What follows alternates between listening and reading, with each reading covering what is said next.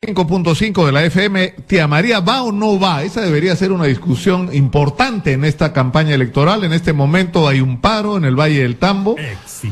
Agricultores de la Junta de Usuarios de Riego de este riquísimo valle no quieren que el proyecto vaya. Sin embargo, desde el punto de vista formal, lo único que faltaría es que el gobierno otorgue la licencia de construcción para que el proyecto se empiece a realizar. Están en nuestros estudios dos representantes de la SAUDER, el señor Guillermo Vidaloño y el señor Andrés Ferrero, y está en la línea el ingeniero César Castillo, que es representante de la minera Bania, y que lo que sostiene es que la planta de lixiviación del proyecto de Tía María ocupa 50 hectáreas que corresponden a una concesión minera, que es la minera Bania, y que por lo tanto tendría que la SAUDER tener la autorización o, en todo caso, pagar por el derecho de uso de esta área. Ingeniero Castillo, buenos días. No sé si he resumido adecuadamente la postura de ustedes. Buenos días, señor Lucar. Buenos días a su radioaudiencia. Sí, correctamente el tema. Pero yo quisiera que nos explique esto, porque lo que sostienen los representantes de SAUDER es que ellos tienen los derechos de superficie y que ustedes tienen los derechos digamos, del subsuelo. Y que en todo caso en esta circunstancia lo que prevalece es quién tiene la titularidad del territorio, o sea, de la superficie. Pero ¿quién va a resolver esto y en qué punto está? Perfecto.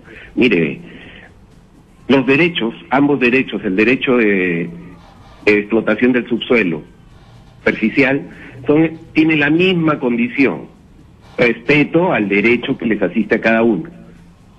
En ese sentido, lo que yo estoy proponiendo es que se respete el derecho superficial, puesto que existe una obligación y una prioridad en el tiempo, y esto hace que también haya una prioridad en el derecho. ¿Qué sucede? Para yo demostrar derechos reales, entregar papeles. Si a mí me dicen que por favor, pida permiso al del derecho del subsuelo, en este caso a la concesión minera Bania, para poder instalar la planta de lixiviación, creo que por un mínimo de respeto debemos de llegar a un acuerdo o una conciliación para poder dar la autorización. Porque lo que ha ocurrido acá es que el Ministerio de Economía, del Ministerio de Energía y Minas, ha resuelto, me parece que ha sido en noviembre o diciembre del año pasado. No ha resuelto, simplemente... Pero sí hay, yo he visto una resolución donde dice que la minera SAUDER tiene que solicitar autorización o pagar algún tipo de compensación para poder usar esos 50 hectáreas. Esto va a ser resuelto, se ha elevado al Consejo de Minería, quien ya numerosas resoluciones, acá tengo varias y le puedo alcanzar otras más, por lo menos dos, donde dice expresamente que la concesión minera está relacionada al yacimiento mineral, lo que te dije, no otorgando, repito, no otorgando, ingeniero Castillo, a su titular ninguna atribución sobre el terreno superficial en el cual la concesión minera se ubica, siendo el uso y disposición del terreno superficial un atributo de la persona natural o jurídica que acredite ser propietario o estar autorizado para el uso del mismo, sea SAUDER.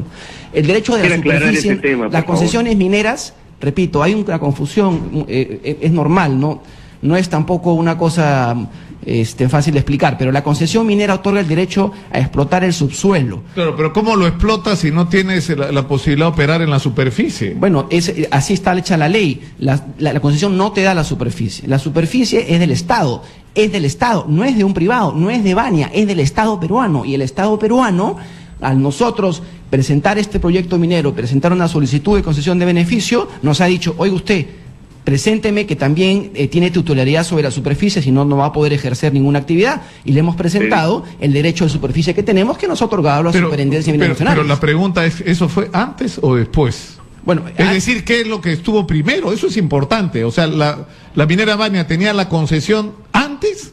¿Que ustedes tuvieran la titularidad de la superficie? Entiendo que la concesión Bania es de los años 95, me parece, que es ¿Y el otorgamiento de bienes nacionales del derecho de ustedes por la superficie? No, eso es posterior. Es posteriormente. Pero eso también es importante. Pero en fin, escuchemos lo que dice el ingeniero Castillo. Sí, usted quería decir algo, ingeniero Castillo.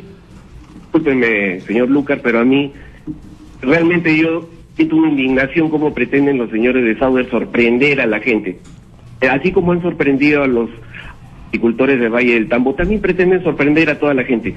El número uno, ellos si tuviesen algún derecho sobre la superficie, no ha sido demostrado fehacientemente ante registros públicos.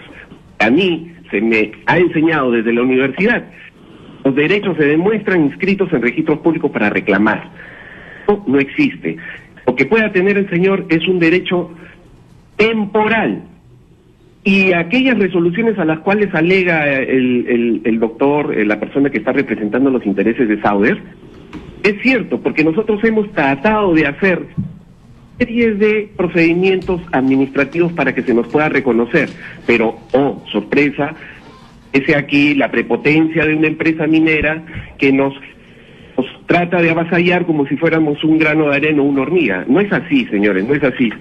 Expresamente existe un dispositivo legal que obliga, cuando si se dan concesiones de beneficio en concesiones de terceros, se debe tener la autorización. Y eso es lo que se está discutiendo. La verdad, el problema es que eso dice la resolución del Ministerio de Energía y Minas, ¿ah? Hay una resolución del Ministerio de Energía y Minas que dice eso. Ahora, lo que no entiendo, claro, porque la percepción que tiene es, bueno, yo soy Sauer, yo tengo el respaldo del gobierno, yo hago lo que quiero, ¿no es cierto? Nicolás, o sea, no tengo el terreno bueno que me lo dé Bienes Nacionales, entonces Bienes Nacionales te lo da, pero es que eso es lo que deteriora la relación con la gente. No, pero es que la autoridad, cuando hemos pedido la autorización de construcción para como parte de la concesión de beneficio, nos exige, como es normal, que tengamos algún título sobre la superficie del terreno.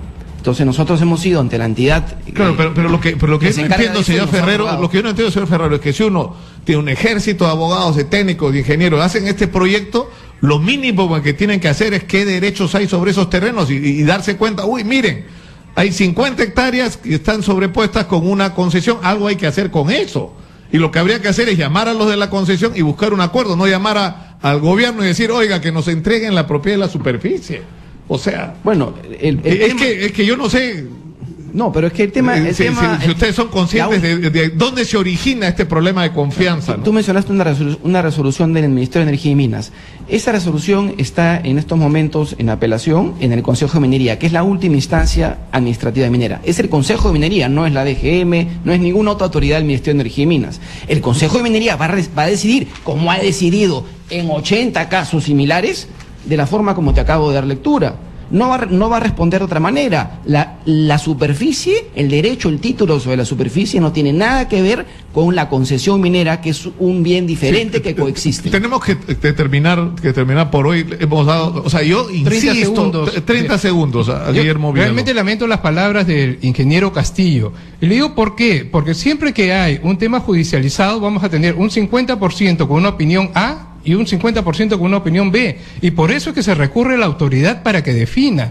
El señor cuando agarra y nos habla de pérdida de confianza o nos habla de que nosotros estamos especulando o sorprendiendo a la población, realmente está haciendo política y eso sí es engañar. Nosotros estamos a la espera de una resolución de una autoridad nacional que determine. Igual ocurre con el Poder Judicial. Siempre hay dos partes y alguien define. Y nosotros estamos a la espera de eso. Aquí no se trata si una empresa es más grande o más pequeña. Aquí se trata de recurrir precisamente a las instancias jurisdiccionales, en este caso administrativa, para que digan a quién le va a corresponder el uso del terreno superficial. Sí, muchas gracias. Tenemos que terminar por hoy. Yo le agradezco al ingeniero Castillo, le agradezco a los representantes de Sauer por estar acá y por supuesto a Jesús Cornejo por habernos atendido en medio del paro del Valle del Tambo. Muchas gracias por estar acá.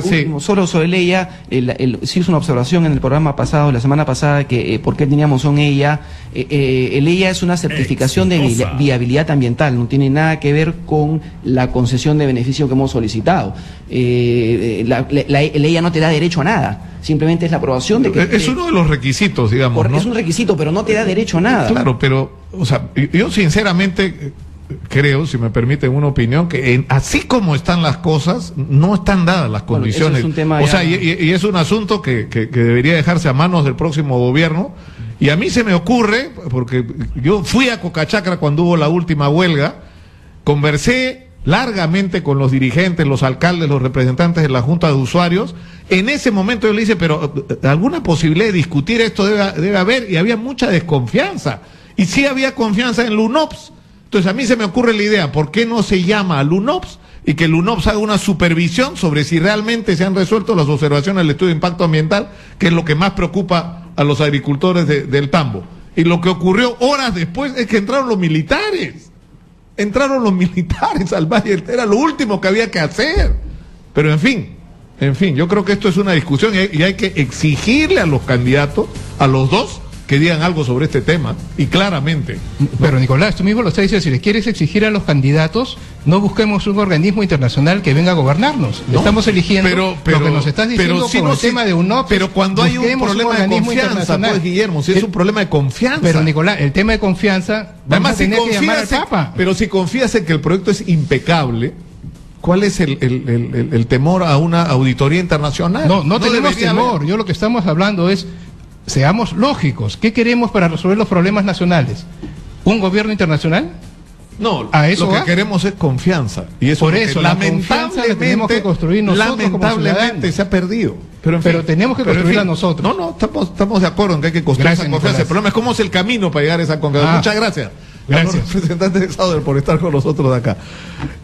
Vamos a hablar ahora de lo que nos tiene conmocionados, ¿no? Que es esta nueva faceta de la crisis de inseguridad que ha ocurrido con roban a una chica, el amigo de 18 años trata de defenderla y en una calle de San Borja y Jesús Fabricio Román Rochabrum, que estaba con su enamorada, con esta chica Valeria Mora,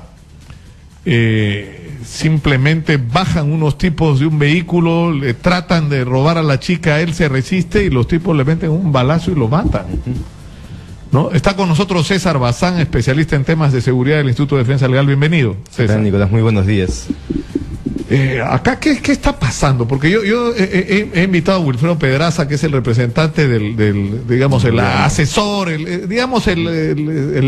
la eminencia gris, como se dice, detrás de la estrategia de seguridad del gobierno, y él dice que las cifras han mejorado, que nunca se ha invertido tanta plata como la que ha invertido este gobierno en temas de seguridad, que las cifras han empezado a caer, pero una vez más lo que uno siente cotidianamente es miedo ya hasta salir a la calle.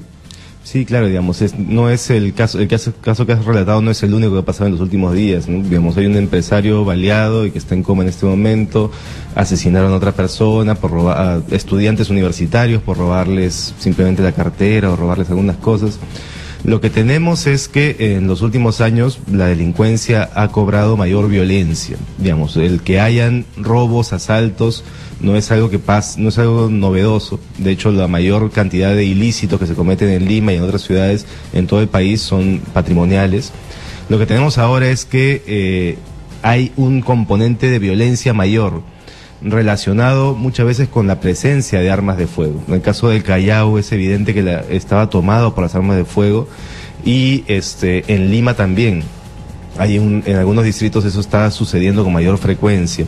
Ahora, la SUCAMEC, que es esta entidad encargada de regular y ver cuántas armas de fuego autorizadas, no las que tiene la delincuencia que no son autorizadas, nos ha dicho que hay una gran cantidad de armas ilegales en el mercado, y un dato interesante que sacó el año pasado es que se decía que la mayor parte de estas armas ilegales eran armas que nunca habían tenido licencia. Ellos sacaron una estadística y vieron que al menos un tercio de las armas ilegales que están en el mercado habían tenido licencia. Algún momento fueron legales. Algún momento fueron legales. Y claro, no es que haya un mercado internacional que ingresa armas ilegales, sino que normalmente las armas ingresan de manera legal y después se deja de renovar la licencia, se venden, se pierden y terminan se roban y terminan en arma de delincuencia, o se alquilan. Ahora, lo que ocurre paralelamente con respecto a ese tema de las armas es que mientras los delincuentes, o sea, uno va a una cachina, casi cualquier lado, y compra un arma ilegal, pero es facilísimo. Sí, claro. Nosotros demostramos en algún momento de una manera sorprendente que podías comprar en 2 horas una granada en Lima. Claro, y a raíz de eso, bueno, en realidad fue parte, no quiero atribuirle a nuestro equipo con Marisol Choquehuanca el mérito no exclusivo, pero eso detonó, ¿no?, toda una reacción con respecto al tema. O sea, una reportera empezó a preguntar, oye, ¿dónde puedo comprar una granada? Y en 2 horas tenía un tipo ofreciéndole no una, todas las granadas que quisiera comprar. Sí, ¿te acuerdas el año pasado? Y cuando se dieron cuenta que eran periodistas casi los matan, ¿no? Pero una cosa tremenda. Pero a lo que voy es que tú tienes acceso a armas ilegales de una manera absolutamente fácil y una cantidad de restricciones para la obtención de armas de manera legal que resulta contraproducente. O sea, si yo soy un ciudadano que quiere defenderse de los delincuentes legítimamente y quiere adquirir un arma, o sea, es una pesadilla lo que tienes que recorrer para lograrlo, ¿no? Claro, ese es parte del problema de la presencia de armas. Claro, el gran grupo de armas que tenemos que combatir son las armas ilegales, que están en manos de la delincuencia, que no tienen licencia y que son un problema para la sociedad. Hay un grupo de usuarios, que son los usuarios de armas legales, que pasan por su CAME, que tienen su registro limpio, que no tienen problemas. Digamos, allí no están gran parte de problemas, salvo esos legales que posteriormente se volvieron ilegales. Ahora, escúchame, César, hay un tema, uno es de la facilidad con que uno tiene acceso a armas. Del segundo tema habló el general defensor de la policía, el general Máximo Ramírez, el otro día en Punto Final y acá en Exitosa, y él decía lo siguiente: a raíz de esta discusión de qué pasa con una persona tomado y si una persona borracha, digamos, es un, ¿no? Digamos, es un proceso inmediato. Claro. Entonces él decía, el problema que tenemos en este momento es que los delincuentes están actuando bajo los efectos del alcohol, de la pasta básica de cocaína, del clorhidrato de cocaína, de estimulantes, de estas pepas que venden ahora, estas pastillas por todos lados que son estimulantes así de la adrenalina, y que convierten a estos delincuentes en gente que no se detiene ante nada. Ahí hay un componente importante también, sí, claro, que es cómo ha aumentado el consumo de drogas en el Perú. O sea, las drogas, el alcohol son disparadores de la violencia. Es decir, el Perú es una sociedad violenta, entonces, digamos, eso lo tenemos bastante claro. Si a esa sociedad violenta le das armas, facilidad de acceso a armas, y además hay una alta presencia de drogas ilegales, evidentemente, y drogas legales también, como el alcohol, entonces esa violencia con armas se dispara, y es gran parte de la explicación. Ahora, ¿qué tenemos que hacer? Digamos, ¿cuáles son las reacciones que tenemos que tener inmediatamente? Primero, necesitamos una policía que funcione, evidentemente. O sea, una policía que esté trabajando las 24 horas para la policía, no esta propuesta que ha lanzado una candidata, Keiko Fujimori, de tener una policía a tiempo parcial, ¿no? Necesitamos una policía que trabaje las 24 horas para la policía, los 7 días de la semana, los 5 días de la semana para la policía. Necesitamos una municipalidad que asuma su rol de presidente del Comité Distrital de Seguridad Ciudadana y que por lo tanto plantee junto con el comisario estrategias para superar este tipo de problemas. Digamos, municipalidades que tienen reuniones más frecuentes del Comité Distrital de Seguridad Ciudadana, como Miraflores, por ejemplo, tiene el problema de la delincuencia en menor cantidad que distritos que tienen reuniones 3, 4, 5 veces al año nada más. Entonces el alcalde tiene que asumir su rol. Y asumir su rol no significa exigir de estado de emergencia o exigir que salgan los militares a las calles, sino que asumir su rol significa mirar inmediatamente el control del delito, pero también las causas que generan la delincuencia. Claro, pero antes de ir a eso, es decir, tienes, digamos, una parte que es el crimen organizado y la necesidad de cuerpos especializados para eso, pero tienes el tema de la delincuencia cotidiana, del raquetero, ¿no? ¿No es cierto?, del arrebatador, del que está además asediando por las calles, dando vueltas en la mayor parte de los casos drogado a ver qué víctima fácil o aparentemente fácil está en el camino, y en una situación de descontrol donde si la víctima se resiste simplemente le metes un balazo. Si es que tuviese un arma, ¿no? Claro. Entonces, y eso te plantea el tema de la presencia de la policía en las calles, como tú dices, el serenazgo de la actuación. Sí. De las rondas vecinales, de la participación de los propios vecinos, de la instalación de cámaras de seguridad, ya. Pero tienes un problema más de fondo, que es de dónde salen estos delincuentes. Exactamente. ¿Cuál es el origen social de este fenómeno? La policía hace un trabajo, el Poder Judicial todos detienen a un delincuente, lo meten a la cárcel, pero de esa sociedad, de ese barrio, salen 2, 3, 4, 5, 6 delincuentes y la policía no tiene más brazos para detener delincuentes y el sistema de justicia tampoco y las cárceles están saturadas. Entonces hay que ver cuáles son las causas sociales en un determinado barrio que favorecen el surgimiento de la delincuencia y también saber por qué determinados jóvenes que están en esa situación no se dedican a la delincuencia. Claro, y ahí tenemos violencia familiar, tenemos presencia de pandillas en los vecindarios, hay violencia en las calles, tenemos falta de trabajo, falta de oportunidades para los jóvenes en general, falta de espacios deportivos para poder canalizar el conflicto, los procesos conflictivos de manera más pacífica.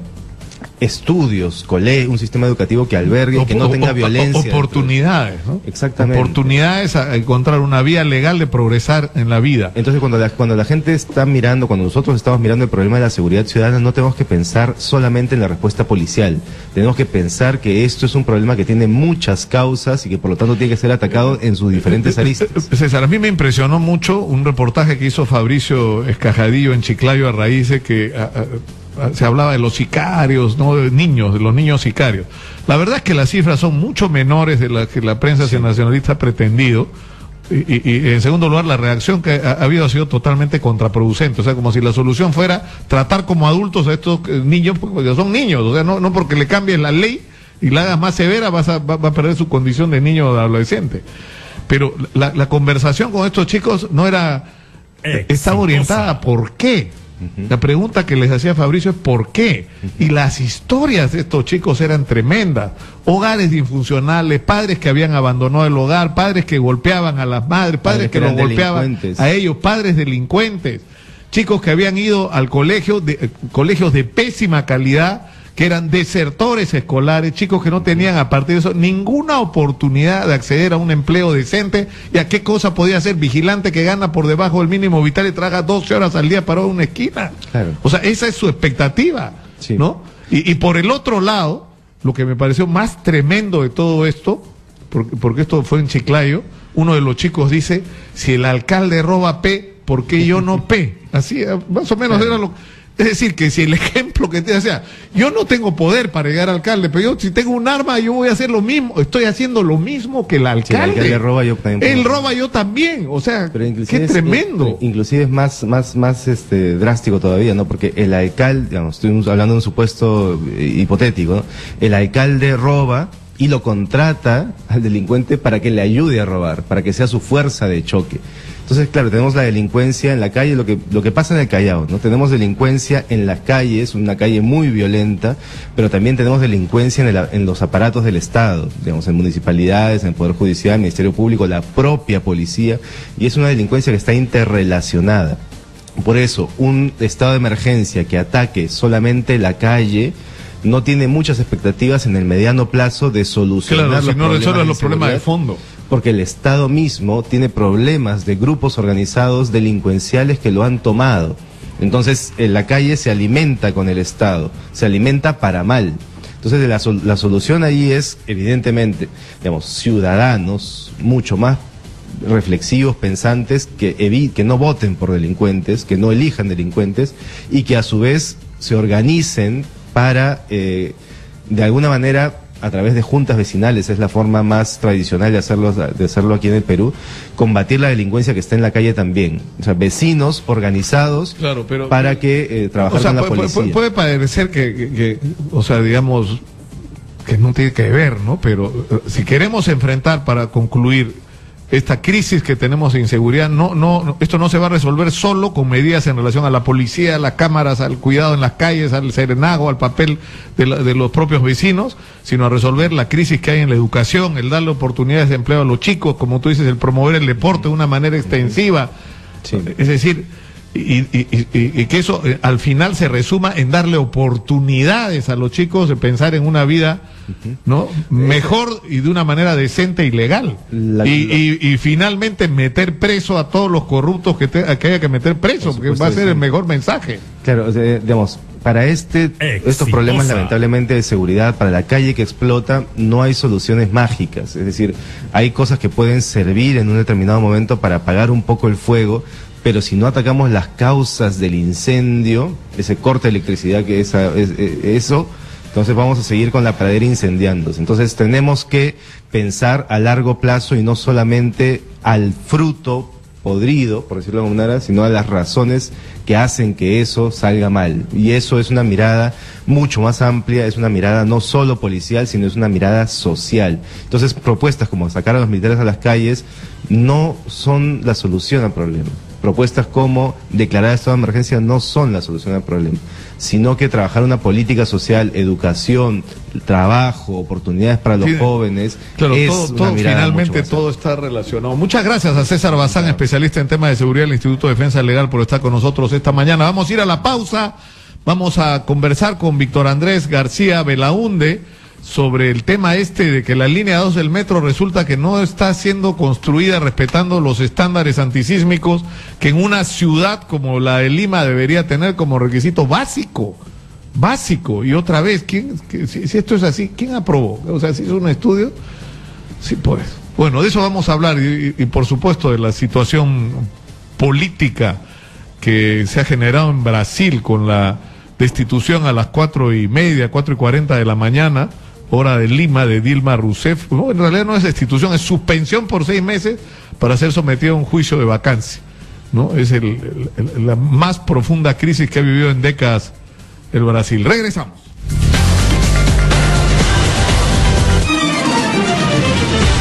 Ya volvemos con Nicolás Lucar en Exitosa.